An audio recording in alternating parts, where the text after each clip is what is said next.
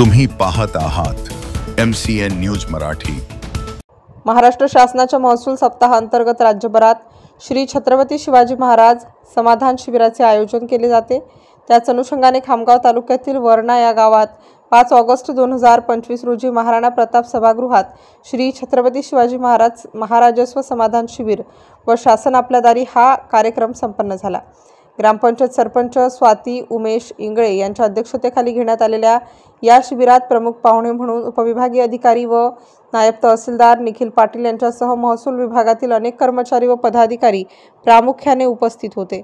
सदर कार्यक्रमांतर्गत विविध विभागांचे दाखले वाटप व माहितीपर मार्गदर्शन करण्यात आले।